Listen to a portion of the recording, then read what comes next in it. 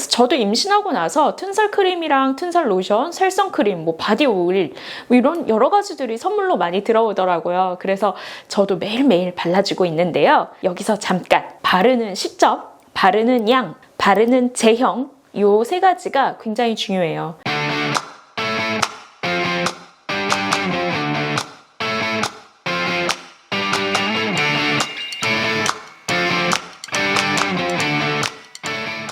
임신을 하게 되면서 임신부의 그 피부 관련 질환에 대해서 대단히 관심이 많아졌는데요. 임신은 너무나 즐겁고 행복한 일이긴 한데 임신 과정에서 볼 수 있는 변화 중에서 피부과적으로 튼살로 고민하시는 분들 조금 있으실 거예요. 오늘은 제가 튼살이 생기지 않으려면 어떻게 관리해야 되는지랑 만약에 생겼을 경우 나중에 어떻게 치료할지에 대해서 알아볼게요. 그리고 저만의 관리 방법도 알려드릴게요. 임신하면 튼살 생긴다던데 하는 이야기 많이 들어보셨을 거예요. 특히 내가 중고등학교 때에도 겨드랑이나 허벅지, 엉덩이, 종아리 부위에 튼살이 생겨봤던 사람이라면 아마도 임신 때에도 튼살이 생길 가능성이 높다고 할 수 있겠는데요. 이미 하얗게 변해버린 튼살은 피부과 레이저 치료나 약물, 주사 치료로도 100% 말끔하게 지워버리기는 좀 쉽지는 않아요. 그렇기 때문에 튼살의 예방법이 가장 중요하다고 할 수 있겠어요. 일단 튼살 생기는 원인부터 알아볼게요. 튼살이 그냥 단순히 임산부가 살이 쪄갖고 트는 게 아니에요. 임신을 하게 되면 약 90%의 여성에서 튼살이 생기는데요. 그 이유가 임신에 의해서 피부가 좀 늘어나고 이제 여성 호르몬이나 부신피질 호르몬인 코티졸이 좀 같이 분비가 되기 때문인데요. 즉 살이 찌는 것과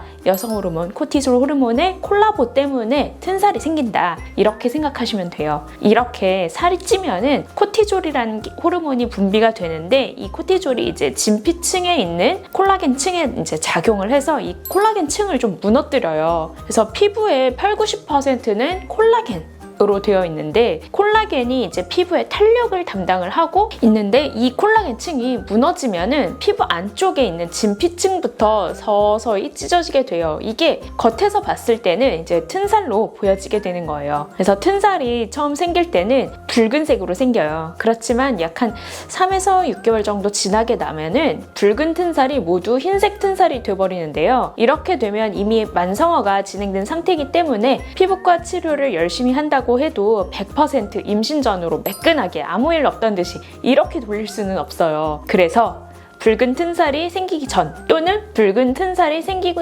나서라도 좀 흰 튼살이 되지 않기 위해서 우리가 열심히 노력을 해야 돼요. 그래서 임신부의 이제 튼살 관리 방법 좀 알려드릴게요. 첫 번째, 급격한 체중 증가를 막자는 거예요.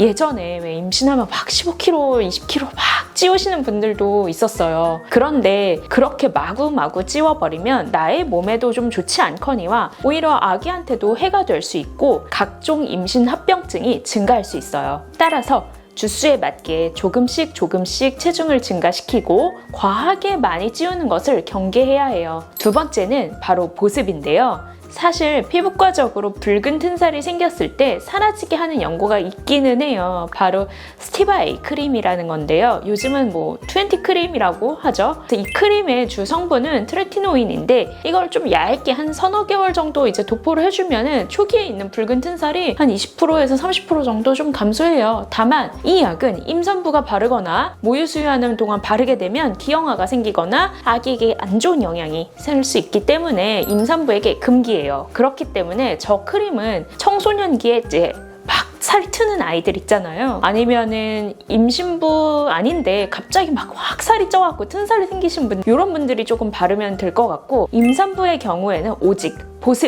보습이 가장 중요하다고 할 수 있겠어요. 그래서 저도 임신하고 나서 튼살 크림이랑 튼살 로션, 살성 크림, 바디 오일 이런 여러 가지들이 선물로 많이 들어오더라고요. 그래서 저도 매일매일 발라주고 있는데요. 여기서 잠깐 바르는 시점, 바르는 양, 바르는 제형 이 세 가지가 굉장히 중요해요. 저는 하루에 한 번 샤워를 하기 때문에 샤워를 마치자마자 물기를 제거를 하고 곧바로 로션과 오일을 차례대로 발라주고 있고요. 한 번에 바를 때 양을 정말 많이 바르고 있어요. 로션의 경우에는 몸 전체 바르는데 약 한 20번에서 30번 정도 펌핑을 해서 거의 요 손바닥 하나 가득 찰 정도로 펌핑을 많이 해갖고 온몸 전체에 다 발라주고 있고요. 오일의 경우에는 약 한 10번 정도 펌핑을 해서 배랑 가슴, 겨드랑이, 허벅지 이런 좀 많이 틀 수 있는 부분에 한 부드럽게 10분 정도 마사지하면서 차곡차곡 발라주고 있어요. 보통 시중에 나오는 임산부용 튼살 크림이나 살성 크림 뭐 이런 거의 주 성분은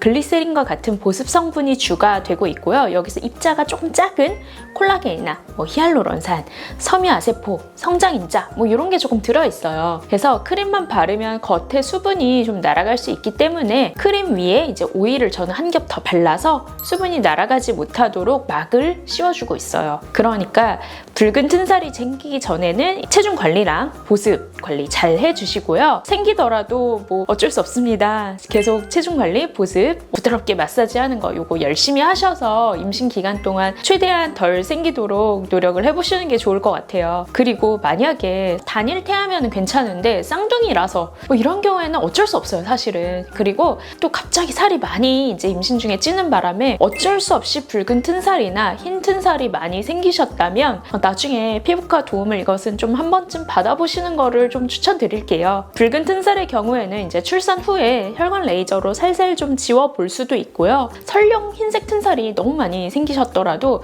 100% 임신 이전처럼 돌아갈 수는 없겠지만 그래도 흉터 치료에 준해서 뭐 프락셀 치료라던가 콜라겐 재생 효과가 있는 뭐 주베룩 시술을 이제 하이쿡스나 MTS로 해본다거나 히알루론산 보충 효과가 있는 물광 주사를 그 튼살 부위에 조금씩 하면서 조금씩 개선되게 만들어 드릴 수는 있거든요. 그래서 이런 방법도 있으니까 너무 좌절하지 마시고 모두 행복한 임신과 출산, 육아 과정이 되셨으면 좋겠습니다. 오늘 이 영상이 임신한 분들에게도 많은 도움이 되셨으면 좋겠어요. 오늘 영상은 이것으로 줄일게요. 안녕.